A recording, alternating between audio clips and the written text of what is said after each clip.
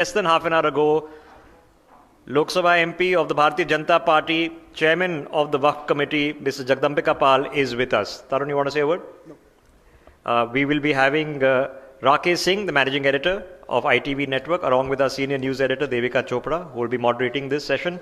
Jagdambika ji, please, let's have you on stage.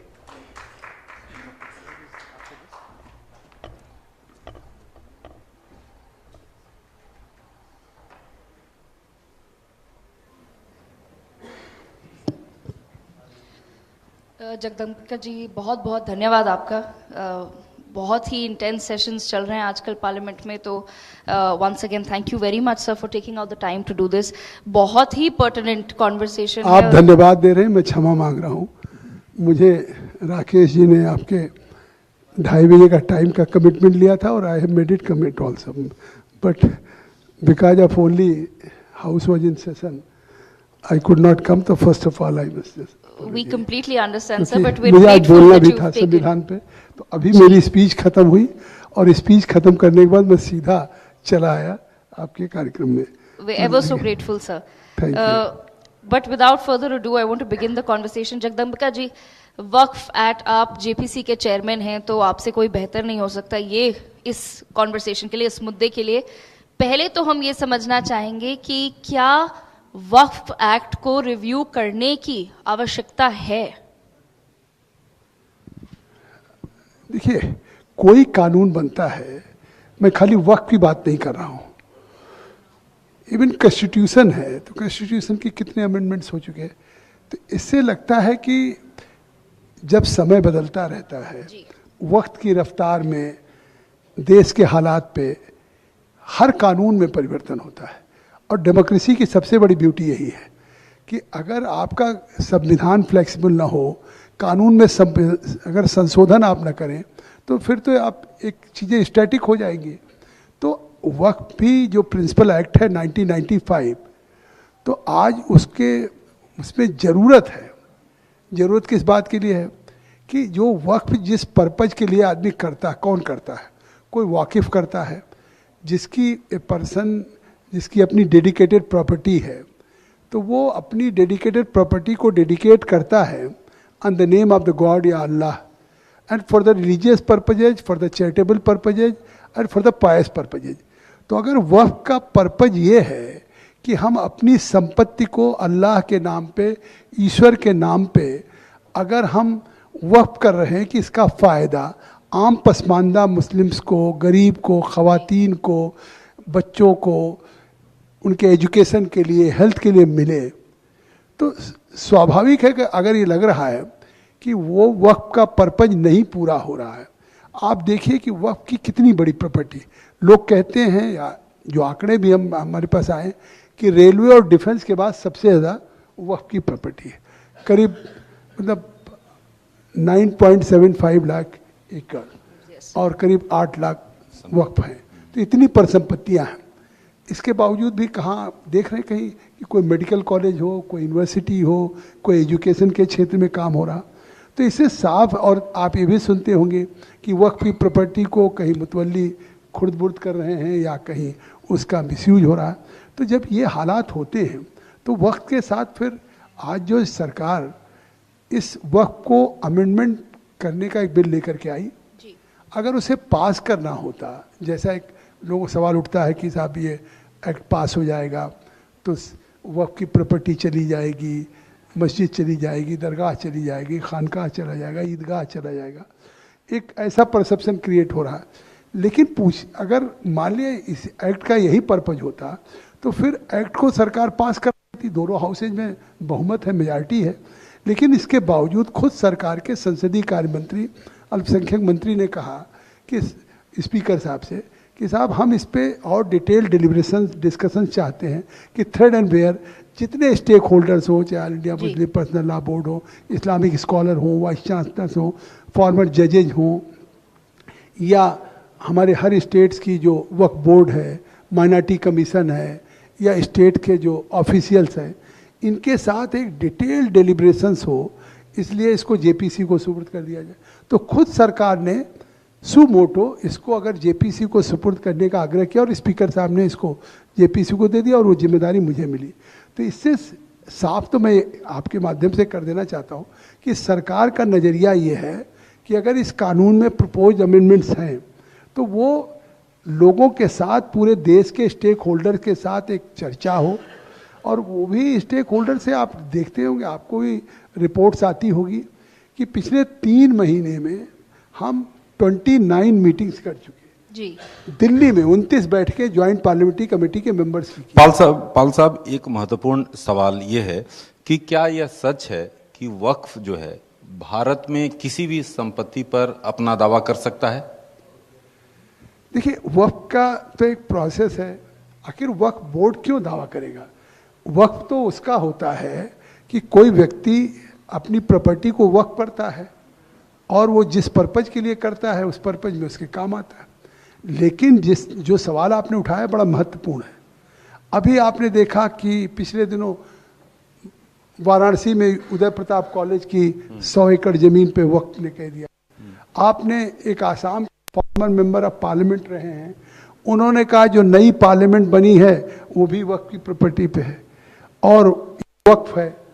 फिर Samajwadi party के मुंबई के नेता ने कहा कि साहब जो मेंबर ऑफ पार्लियामेंट्स हैं वो वक्फ की मतलब प्रॉपर्टी तो उसका किराया दे।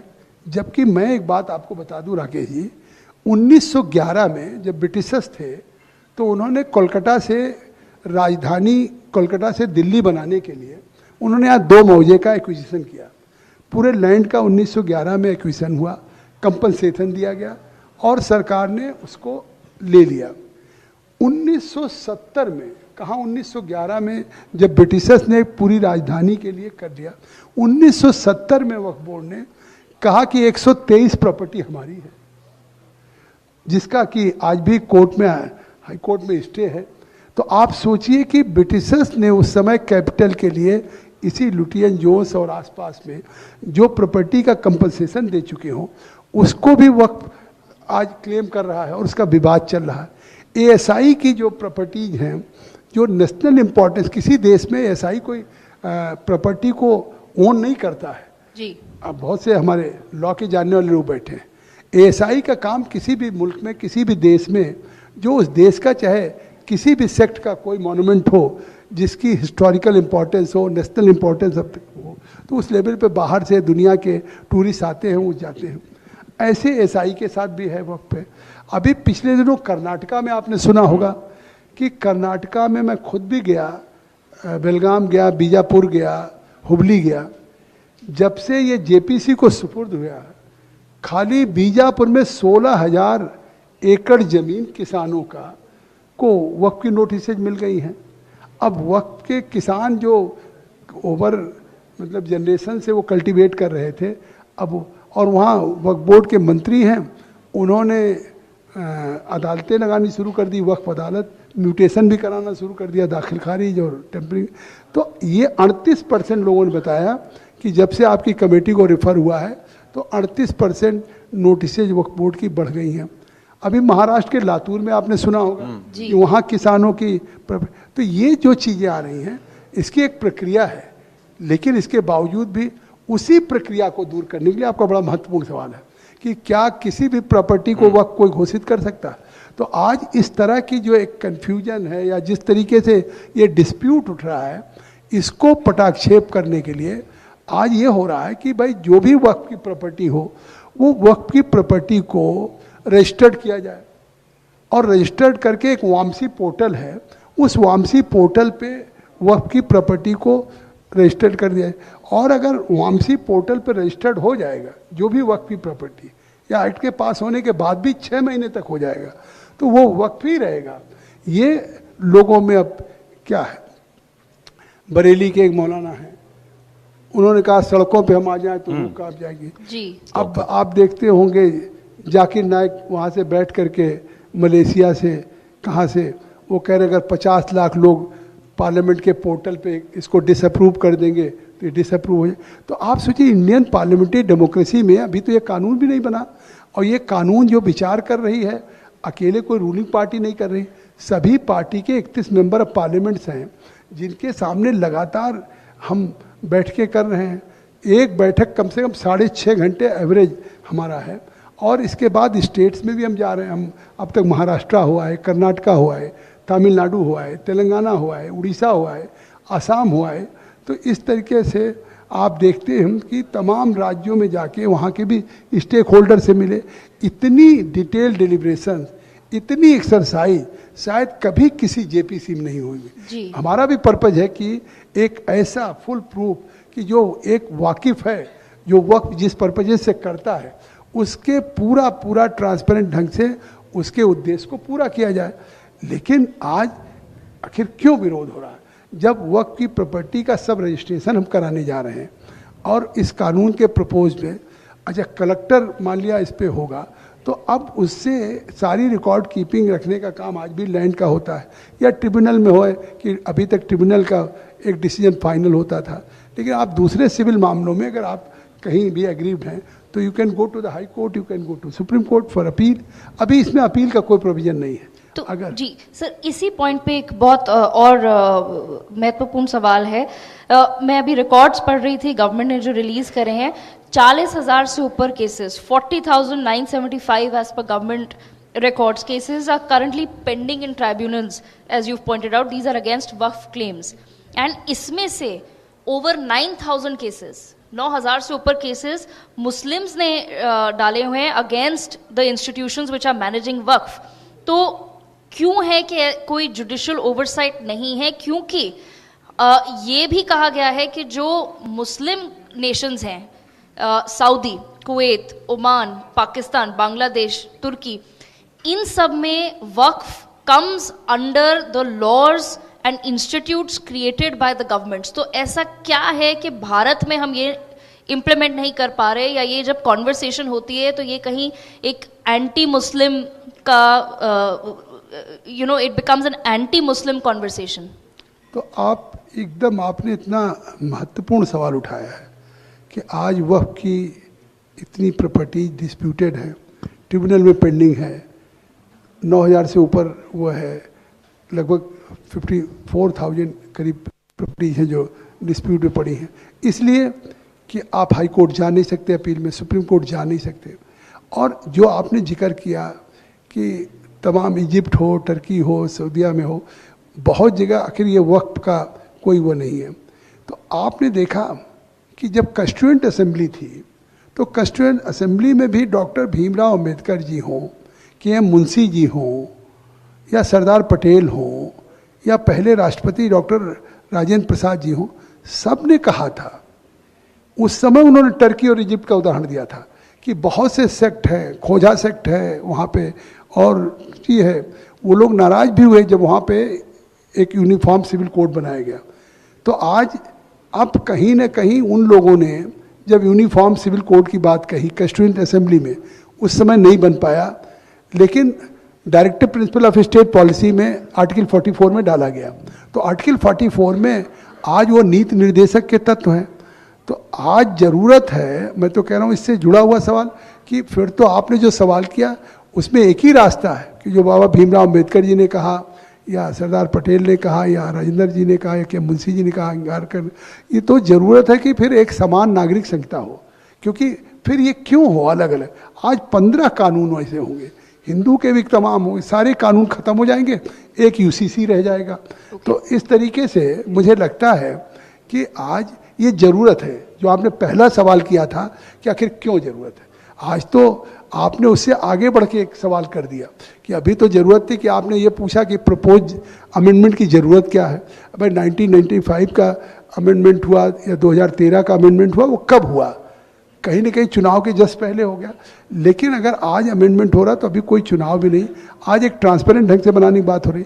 लेकिन जब आप तमाम इस्लामिक कंट्रीज़ की बात कर रहे हैं तो इससे साफ है कि फिर जब हमारा संविधान सबको इक्वलिटी और जस्टिस की बात करता है, सबको, चाहे आर्टिकल 14 की बात हो या फंडामेंटल राइट हो, आर्टिकल 19 की बात हो, तो ये सबकी है। तो जब सबका बराबरी का हक है, तो जिस समय शरीयत की बात हो रही थी या उसको भी, उस समय भी उन कंट्रीज में कहा कि नहीं, ये ज़रूरत है कि एक कानून हो, क्योंकि सेक्ट तो बहुत होते हैं, तो अलग अलग सेक्ट के कितने कानून चलेंगे। जब हम एक ऐसा संविधान दे रहे हैं कि उसमें चाहे right to freedom of speech पे एक्सप्रेशन हो, राइट टू सेटल या आर्टिकल के 19 के सभी जो आपके मौलिक अधिकार हैं, तो फिर directive principle of state policy को कौन लागू करेगा? पाल साहब एक क्योंकि यहाँ पर डिलिब्रेशन हुआ, एक कांग्रेस के सांसद आए थे नासिर हुसैन, उन्होंने कहा कि ये मौजूदा सरकार की जो सूचना अभियान के अलावा कुछ नहीं है, ये केवल दिग्भ्रमित किया जा रहा है, क्या कहेंगे आप? अब नासिर साहब हमारे जेपीसी के कमेटी के मेंबर हैं और लगातार वो हमारी मीटिंग में भाग लेते हैं, कंट्रीब्यूट कर रहे हैं। जेपीसी बनी है तो ये नहीं कि केवल हम किसी के लिए फार के लिए सुनने के लिए अगेंस्ट, मतलब जेपीसी बनने का मतलब है कि किसी को भी अपने व्यूज देने हों, सजेशंस देने हों, ऑब्जेक्शंस करने हों, तो वो सभी हमारे सामने आते हैं एज ए विटनेस और हम उनको क्रॉस करते हैं, क्रॉस एग्जामिनेशन करते हैं और जो भी कंटेंट्स ऐसे उस पर सभी मेंबर सवाल करते हैं। लेकिन विपक्ष तो ये साफ तौर पे कहता है कि मुद्दों से भटकाने के लिए इस तरह के आप लेकर आते हैं। देखिए विपक्ष तो लगातार उन बैठकों में भाग ले रहा है। विपक्ष, अगर मैं जब असम और उड़ीसा के और वेस्ट बंगाल के टूर पे था तो उन्होंने कहा कि हम नहीं जाएंगे, तो हमने उनका इतना ऑनर किया कि हमने असम और उड़ीसा के बाद अपना टूर हमने स्थगित कर दिया। तो मैं तो ज्वाइंट पार्लियामेंट्री कमेटी को किसी पार्टी लाइन पे नहीं देखता हूँ और ज्वाइंट पार्लियामेंट्री कमेटी होती भी नहीं है। ज्वाइंट पार्लियामेंट्री कमेटी या पार्लियामेंट्री स्टैंडिंग कमेटी, पार्लियामेंट में तो हम एक बार अपनी आइडियोलॉजी के साथ, पार्टी की आइडियोलॉजी के साथ चलते हैं, लेकिन जब हम स्टैंडिंग कमेटी में बैठते हैं या जेपीसी में बैठते हैं तो वहाँ कम से कम हम वो बात करते हैं जो कॉन्शियस हो या देश के हित में हो या आम जनता के फायदे में हो या जो लीगली जिस तरीके से हो। तो मुझे लगता है कि अभी तो ये बात क्यों कमेंट करनी चाहिए, जब हम उस प्रोसेस में उन्हीं लोगों ने डिमांड किया कि साहब इसका समय बढ़ा दिया जाए जी, तो आप ही बताइए कि अगर समय भी बढ़ा दिया गया तो सरकार की क्या मंशा है? सरकार की मंशा है कि ज़्यादा से ज़्यादा के लोगों के साथ इंटरेक्शन हो सके। जितने लोगों स्टेक होल्डर्स हैं, अभी 2 दिन पहले हमने देवबंद के इस्लामिक स्कॉलर को, मौलाना अरशद मदनी साहब को बुलाया था, वहाँ के वाइस चांसलर को बुलाया था, उनसे पूछिए 3.5 घंटे उनके साथ डिबेट हुई।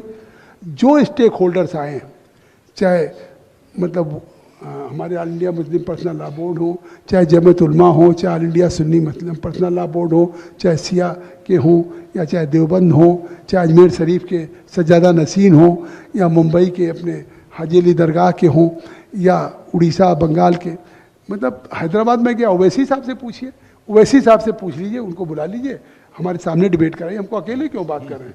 आज आपको डिबेट करना था मेरे साथ करते, तब मुझसे वक्त पे पूछते तो मैं एज ए चेयरमैन मैं बिल्कुल तैयार हूँ और जब भी कभी चाहिए बुला लीजिए मुझे। वैसे से आप तैयार हैं? बिल्कुल तैयार हूँ, बिल्कुल तैयार हूँ पाल साहब, बिल्कुल तैयार हूँ, वक्त पे जब बात करना चाहे कर ले।